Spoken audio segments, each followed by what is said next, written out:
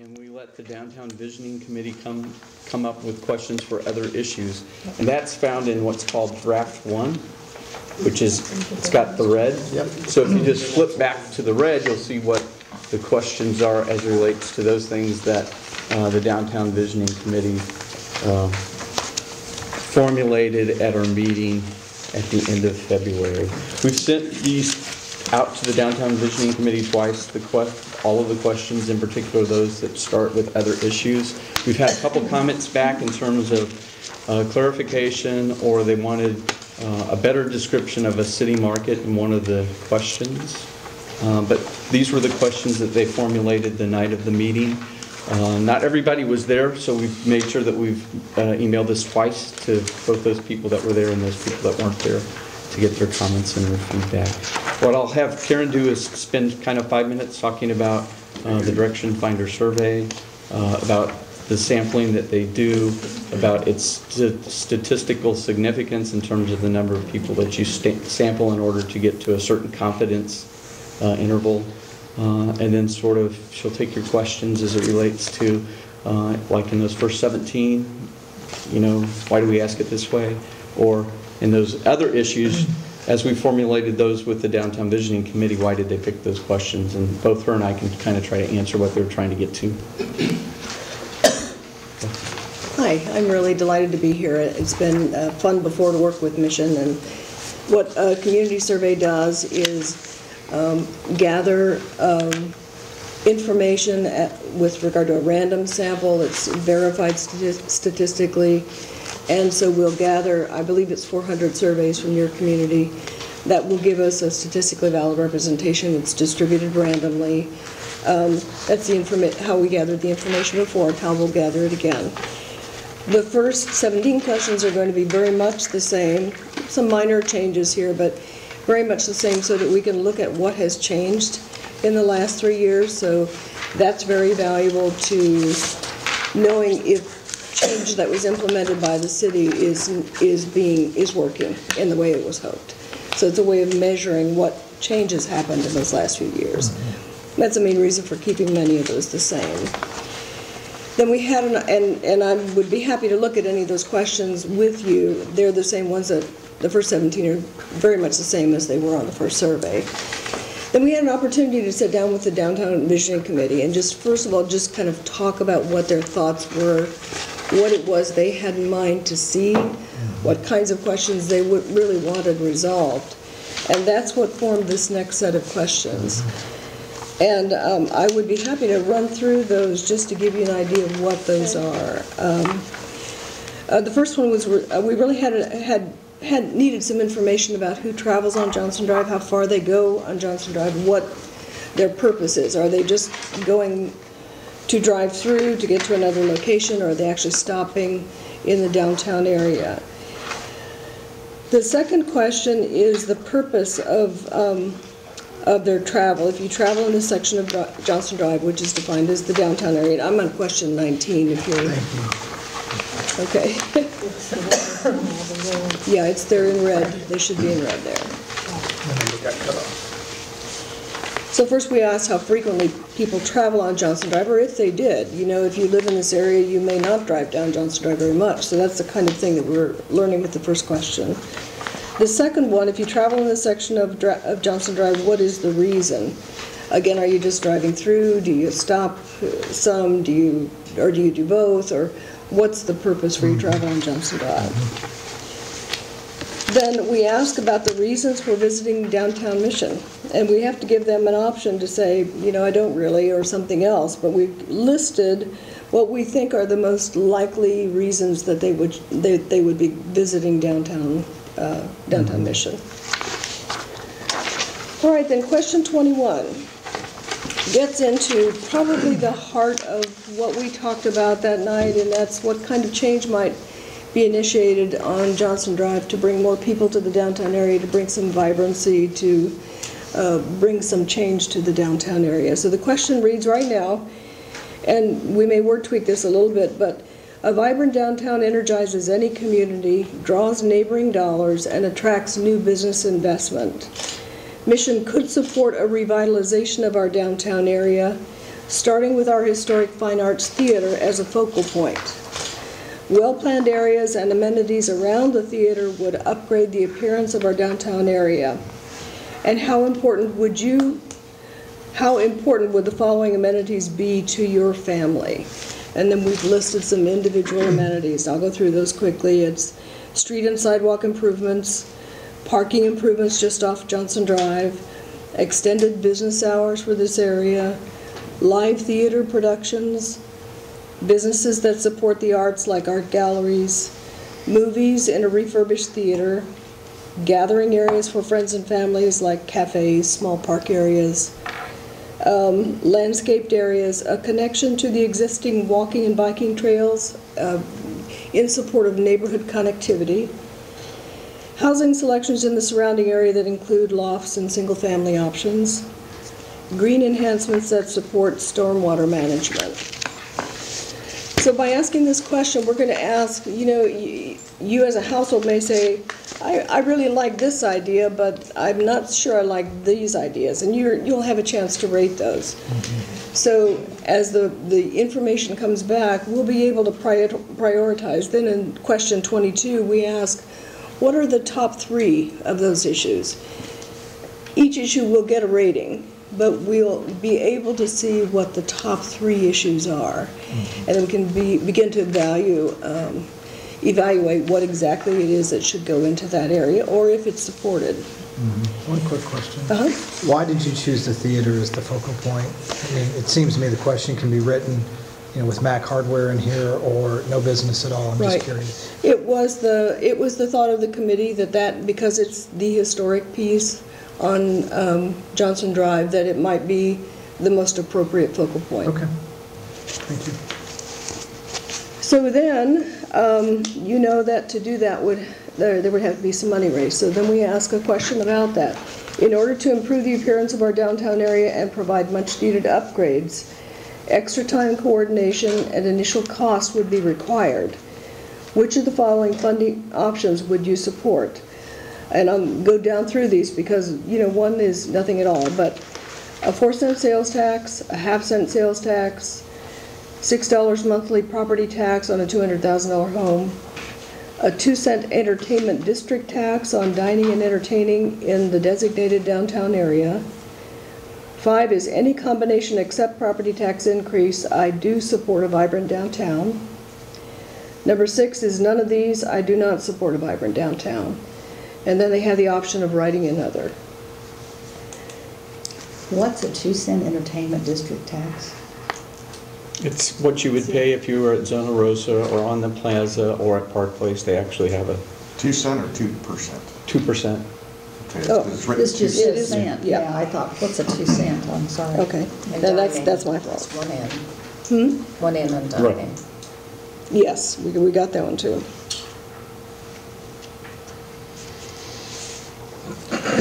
All right, so that's the funding question. And then below that, do you support the use of economic incentives to encourage business development in downtown?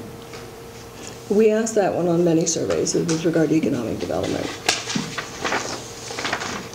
All right, so this will give us a feel for what the Downtown Visioning Committee would like to see happen and whether or not it will be supported by the community. And that's the bottom line. How does the community feel about this notion?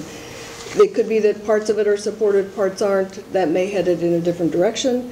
It could be that it'll all be supported and people are willing to pay for it. It's just it's one of those things that when you put it before the residents, you get some real clarity as to them understanding, first of all, that it has to be paid for in some way, and if it's something you support, which of these options is also going to be something you'd support.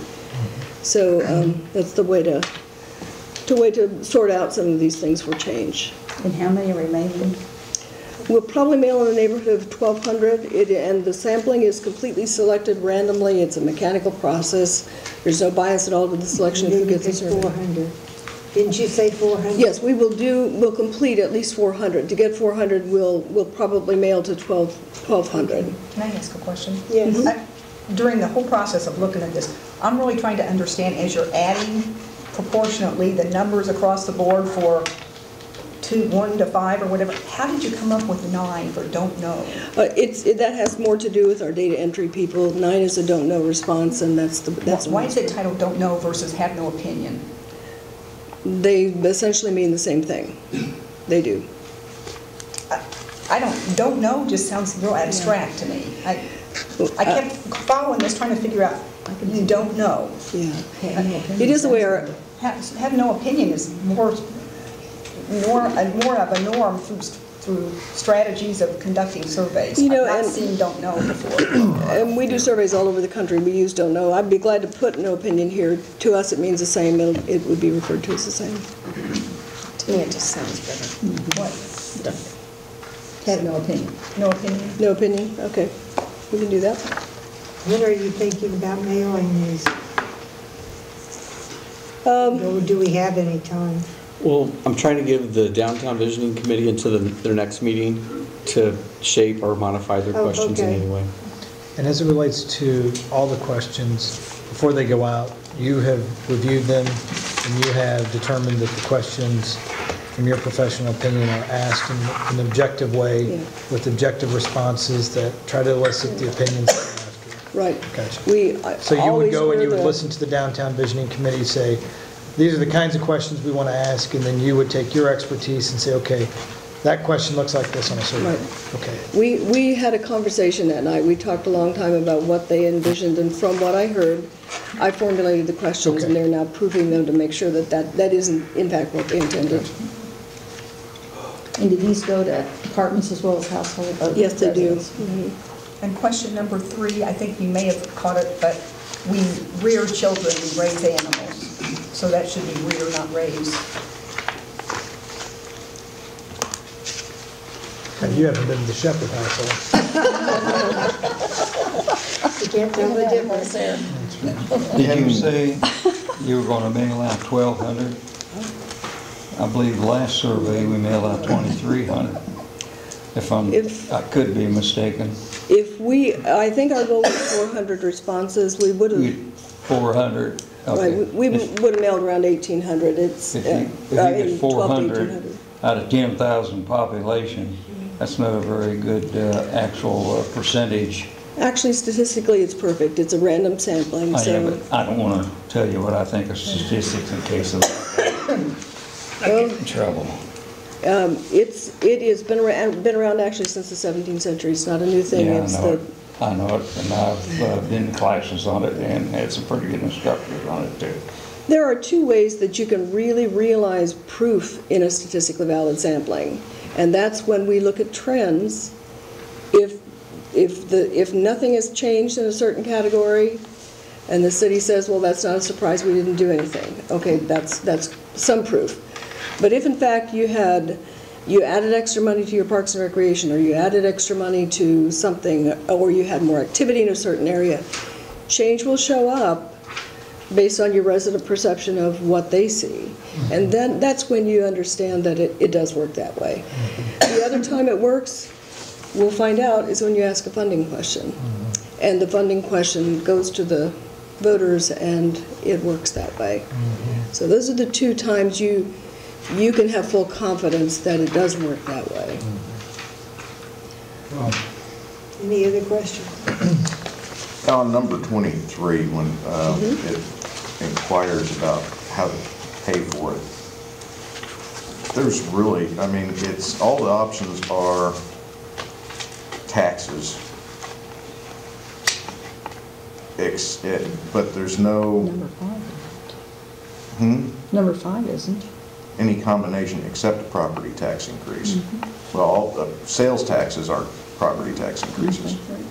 So all the options are taxes, Except other. Number 6. except other. I mean, Well, I'd like to see more in there too. I'd like to get ideas of what people think, and how we can, Besides, I mean, I'm just curious what the other choices would be. private investment. I mean, the Valenti bought all that property down there. He's paying for it himself. And the likelihood is that for the success of that area, there would be private investment too, but the city would have to make that the focal point probably first. Hope I'm not speaking out of turn, but I think that's what has to happen.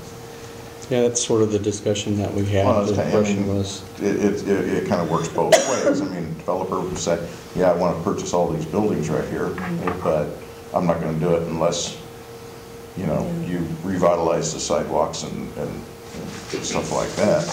I But think- then again, somebody might not be interested in those buildings if it isn't revitalized downtown. I mean, it's kind of a catch-22 there, so. and I think we yielded to John Swart, who's the property manager for Price Properties, who basically said, if you want my group to invest in our buildings, then you're going to have to invest in the downtown. If I don't see that investment, what's my motivation to do it? And that's sort of how we got to, because we talked about trying to put it in there and how would you phrase it? I mean, Debbie, you said you were interested in seeing some other options. What did you have in mind? What options? Well, this is kind of what we did when we had the forums where people came out and gave opinions on revenue increases and how do we get revenue. You know, Susie, on her own volunteer level, does all these forums and gets business in here, and creativity brings people into the city. There's revenue there to be sought, but she can't do this by herself. I mean, I think those kind of things are, you know, you'd have to do the weighing, because with those things, you have to have police and other things like that. But I think not only are they vibrant for a community and have people from other areas come in and comment positively, but it's our community kind of building on itself. And we do get revenue off things like that. I don't know if you could add on to anything like that, but maybe that's what, not for Susie to have to do. Gosh, I don't know what we'll do if she ever doesn't do this. But get you to do it. Yeah, you can, yeah. In between times. Shoot firecrackers every time. I can't think of a tangible, concrete mechanism to gain money at this point, but I would like to see something in addition to what's there. Well, question number 24 could actually be kind of part of that, economic incentives. Right. It is really. It's, you know, can the cities provide incentives to those people who might move down here? And this is an opportunity for you to give your take on it. I was just in the city of Raymore on Monday night. I just want to relate this one thing to you. So their trend information, this is the third year we've done their survey, went up dramatically in several areas. There were just wonderful increases. And I understood that from the first survey, they did a funding mechanism based on what people said they wanted. So that gave them the impetus to go to them and say, if this is what you'd like to have, this is what it'll take to get it. And they voted yes, and they had that positive change now. But when you go first to the community and say, is this something you'd like to have? And if so, how would you prefer to pay for it? Then you've got community buy-in to something that is hopeful in terms of a change. And look, these aren't flawless, they're not perfect, they certainly open themselves up to some, you know, questions that folks have, but I found the first one to be a great planning tool for the city, and I'm sure the second one will be as well. And statistically valid random sampling comes with it a margin of error. It is not perfect, but it's close enough. When let's say that we get 400 responses, and I come back to you and say, we have a 95% level of confidence with a plus or minus 5% margin of error. What that means practically is that if we were to do this survey 100 times in Mission, different random sample, 95% of the time we'll get responses that fall within that margin of error. That gives us confidence that we can make decisions within that margin of error if it's close enough to where you need to be with this issue. And that's using the same group of people. No, 1,200 to get 400 responses. right, Random. right. If we were to repeat the survey 100 times Sure. using a different or a combination of that 1,200, that's what we get. What if out of 400, 100 people put something on other? How are we going to address that? I'll just tell you from experience, it's unlikely, but if they put something in other, they'll write out what it is they mean, and if we get 100 different responses, then we're back to the drawing board with funding. But that's the clarity that you really need on this issue. When this survey is completed, do you provide us with a comparison from the previous survey to this survey? Absolutely. And how things have, Yes, absolutely. if things have changed? Yes. At what percent? And sometimes they change for the negative. You would hope they wouldn't, but sometimes they do. And that's what you need to know when you're comparing these kinds of things. So. Any other questions, John? How are you going to determine the mailing out of these, say, 1,200? We purchase a list of every household that's in Mission. So we have a list of the address and phone number of every household in Mission. Okay. Then that list is put through a computer algorithm. It's completely unbiased. It's a mechanical process. I'll give you an example of one, but I don't know what it's going to be for Mission. If we chose every 11th name, there's absolutely no bias in that, and we don't know who's going to turn up on that list. That's an example of a computer algorithm. It's completely unbiased. So. My reason for the question is, presently in our city, Rental. we have more rental property than we do homeowner property. Okay. And to me, sending something to a person that's living in rental property is a waste of time. It's a waste of effort, and we can't control it, I know. But we need to look at the people that are going to live here and they're going to have to pay for this stuff and be around that own a home. If, I will tell you this, that renters don't always respond as well as homeowners anyway, so we'll get more, even if we send to an equal number, we'll get more responses from homeowners, but the renters, through their money, do contribute to the things that the city is funding. So we need their input too. I'll just promise you that it will not come back equal to what it might be if all things were equal, because they just simply don't respond as well. Correct. Okay. That answers the question. Any other questions? Is there a way to purge out the rental property addresses? I honestly wouldn't suggest you do that, because you really need to hear something from your renters as well, knowing up front that it probably won't be as large as the homeowners. That actually lends a bias to your population, just the same as if we just use voters, and some communities prefer to do that, but that's not the best idea either. Why should we listen to them when most of our code enforcement is done with rental property? I mean, come on, if they were sincere about it, they'd at least take care of their property while they're living there a little bit, and what goes on. My guess is that's the renter who's not going to respond to the survey if they're not interested in the city ever. No, some of them I know will respond, believe me. John, we have some renters in this city who've rented their properties for 10, 15 years Yes, and we more. do. The same people. Very few anymore. Very few anymore. I think you're making a I've generalization. known several of them too, that lived in a house that neighbor had for 10 years. He took better care of it than he did, than the neighbor said he did. Those are the exception, they're not the Well, rule. there's even people in apartments They're that not the have been rule. there for 10 years or more. And they're helping pay for your streets and water and all those things too, so they're not a group to be ignored, it's just that they will respond less than your homeowners. I guess we don't have any more questions. Anybody want to make a recommendation, Mr. Shepherd? Or should we? Well, are we ready to recommend it, or are we still waiting on feedback?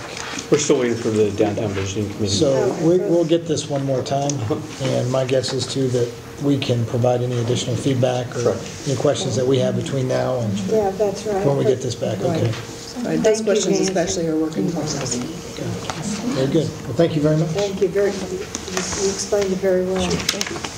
And if you have a minute, I'll tell you that my first experience was with the Food and Drug Administration using USDA's data, and it's done in exactly the same way. Except I was much younger then, there were not desktop computers, and it was done by hand. It's a pretty complex process when it's done by hand. I can imagine. Thanks, Karen. Thank you.